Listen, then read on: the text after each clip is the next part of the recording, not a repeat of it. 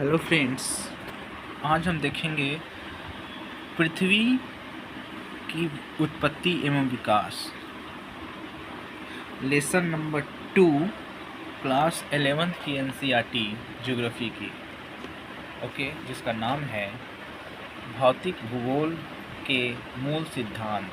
ठीक है, तो पृथ्वी की उत्पत्ति कैसे हुई हम ये जानेंगे। इसमें कौन सी थ्योरी आए, कौन से साइंटिस्ट आए जिसके द्वारा वो बताए हैं कि पृथ्वी की उत्पत्ति कैसे हुई। बिग बैंग थ्योरी को हम पढ़ेंगे, तो हम इसमें जानते हैं, आगे देखेंगे कि पृथ्वी की उत्पत्ति के संबंध में विभिन्न दार्शनिकों व वैज्ञानिकों ने अपनी परिकल्पनाएं प्रस्तुत किए हैं।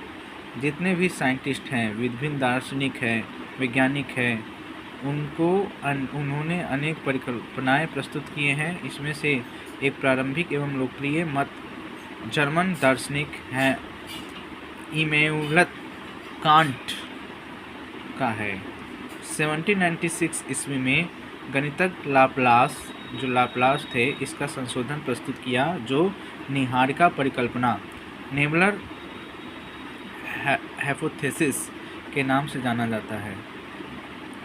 जो एक सिद्धांत प्रस्तुत किया, उसको ये आप इम्पोर्टेंट अंडरलाइन कर सकते हैं, नेबुलर हाइपोथेसिस के नाम से जाना जाता है।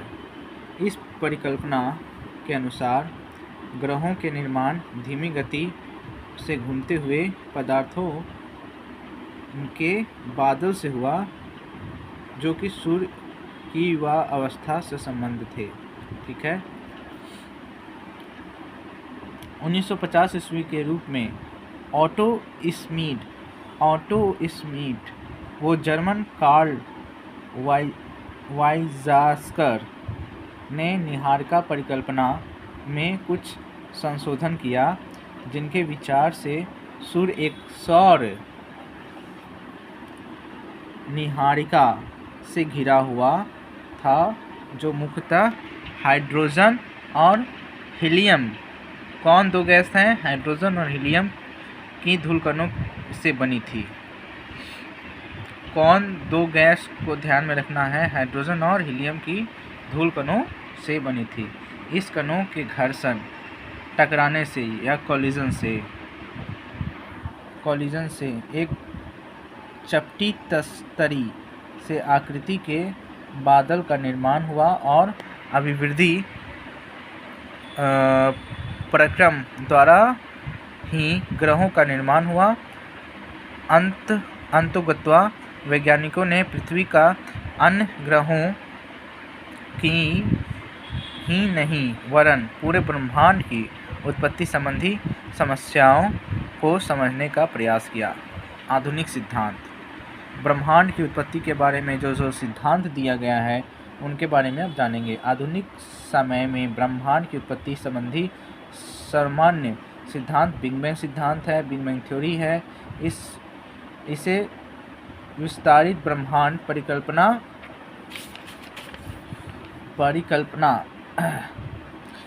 इसमें हम जानेंगे कि एक पॉइंट है जिसका हम एकानी परमाणु या सिंगुलरिटी पॉइंट कहते हैं, जिससे हमको जो है वो फैल करके फैला और ब्रह्मांड का निर्माण किया।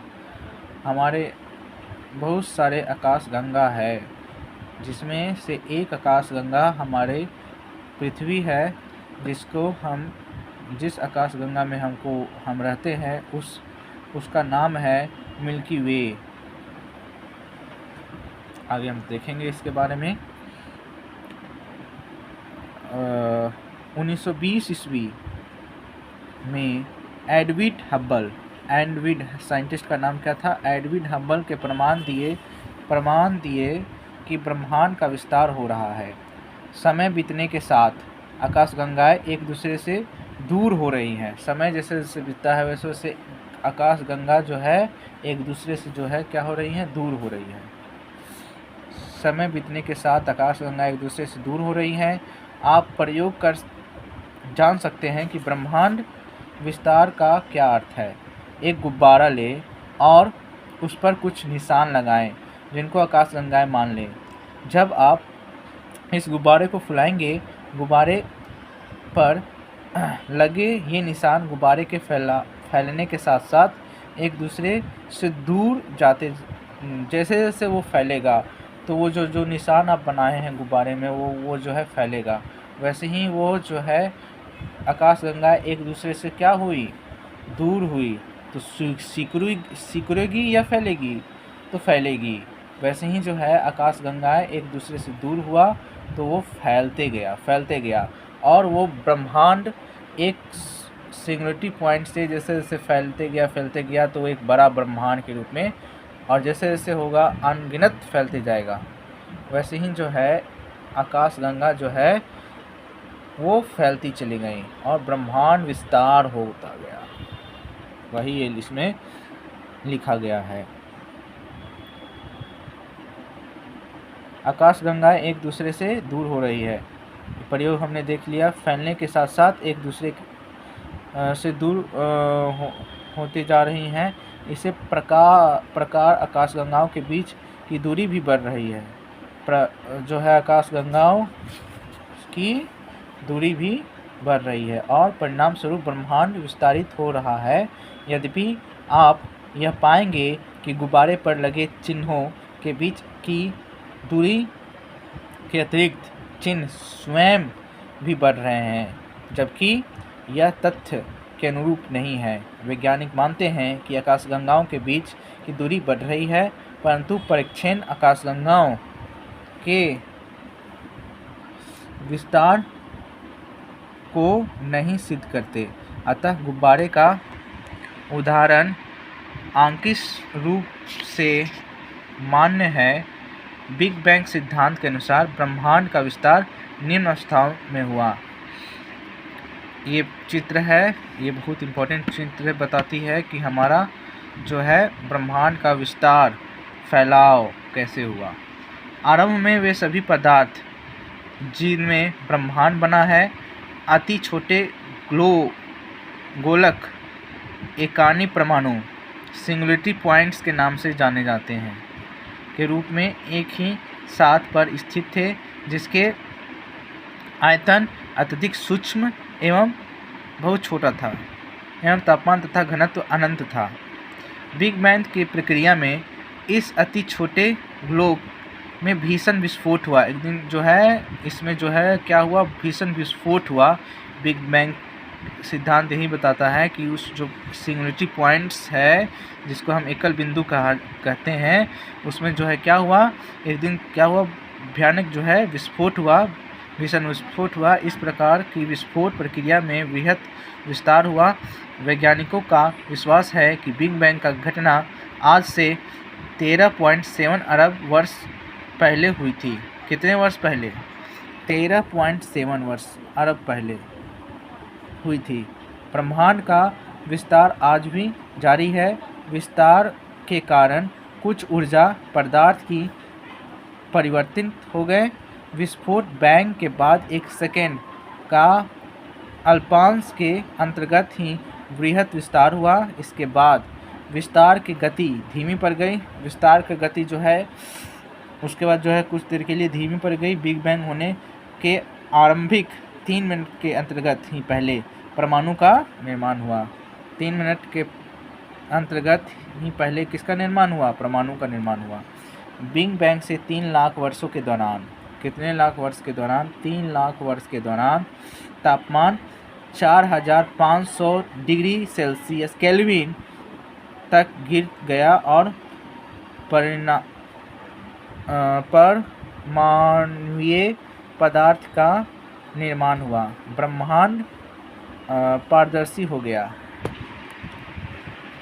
आगे हम देखेंगे ब्रह्मांड के विस्तार का अर्थ है आकाशगंगाओं के बीच की दूरी विस्तार का होना।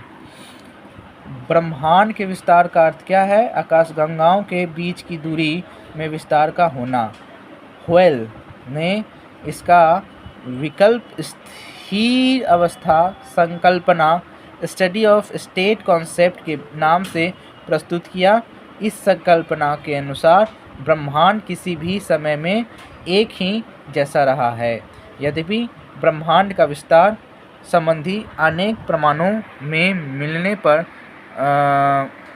वैज्ञानिक समुदाय अब ब्रह्मांड विस्तार सिद्धांत के ही पक्षधर हैं।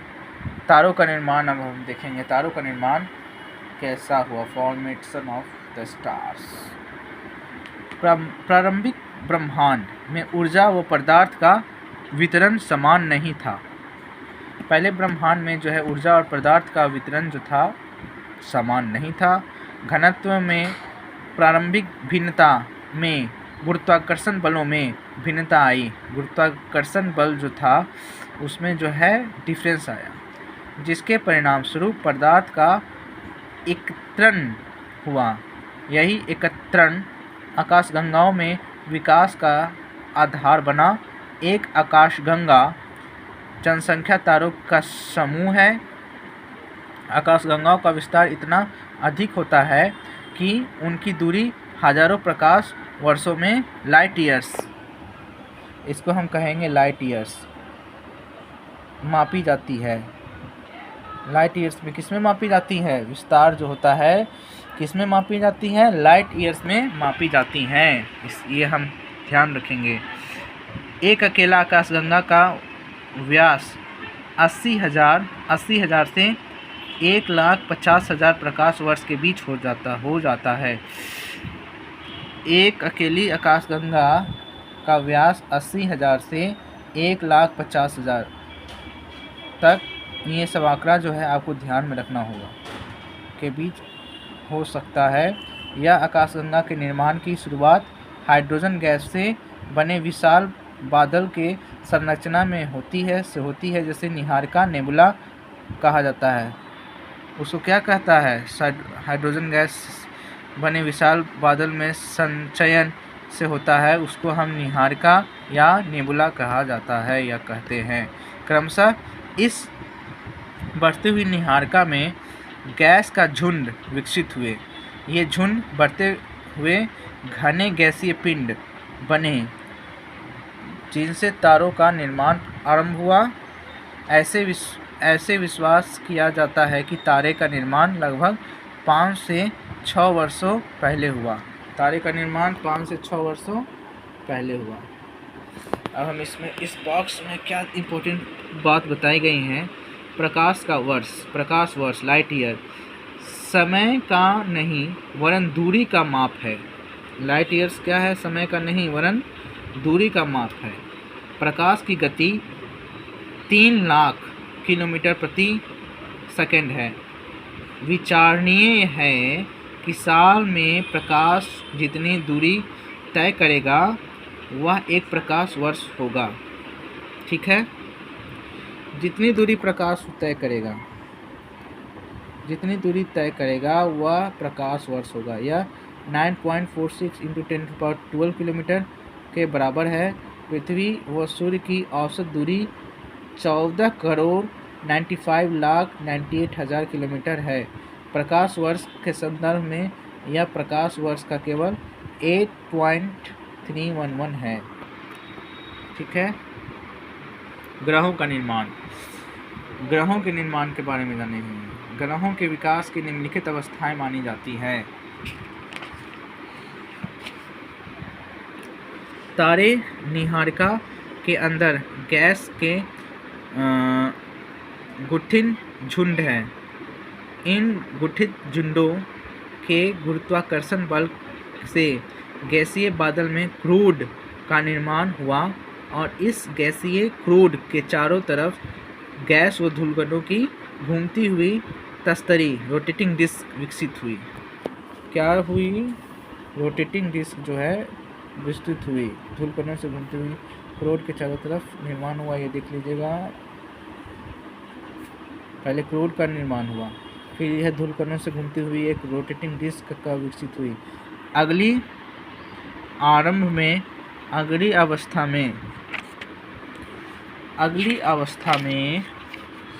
अगली अवस्था में गैसीय बादल का संघनन प्रारंभ हुआ और क्रूड के ढकने वाले पदार्थ छोटे गोलों के रूप में विकसित हुआ। ये छोटे गोले उत्सर्जन अणुओं के पारस्परिक आकर्षण प्रक्रिया द्वारा ग्रहाणुओं प्लैनेटेसिमल्स में विकसित हुए। संगठन कॉलिजन्स की प्रक्रिया द्वारा बड़े पिंड बनते हुए और गुरुत्वाकर्षण बल के परिणामस्वरूप से आपस में जुड़ गए छोटे पिंडों की अधिक संख्या ही ग्रहाणु है। छोटे पिंड की अधिक संख्या क्या है? ग्रहाणु है। अंतिम अवस्था से इन अनेक छोटे ग्रहाणु से वर्धित होने पर कुछ बड़े पिंडों ग्रहों के रूप में बने। ठीक है, यहाँ तक आज रहने देते हैं। नेक्स्ट डे हम पढ़ेंगे पृथ्वी की उद्भव। तो अभी जितना हम लोग पढ़ें, आप इसको घर में भी पढ़ लेना और इम्पोर्टेंट चीज़ को लिख सकते हैं। और ये फिगर आप एक अलग से अगर नोट्स बनाएं तो ये फिगर जो है आप ड्रॉ कर सकते हैं, कैसे ये ब्रह्मांड का बताया गया है कि कैसे ये ब्रह्मांड का फैलाव हुआ, निर्माण हुआ। और ये सब इम्पोर्टेंट चीज़, डेट, आंकड़े, ये सब आप देख सकते हैं। ठीक है, तब तक आप इतना रिवाइज कीजिए। आगे हम जो है नेक्स्ट हम लोग करेंगे पृथ्वी का उद्भव कैसे हुआ। ठीक है, थैंक यू फॉर वॉचिंग।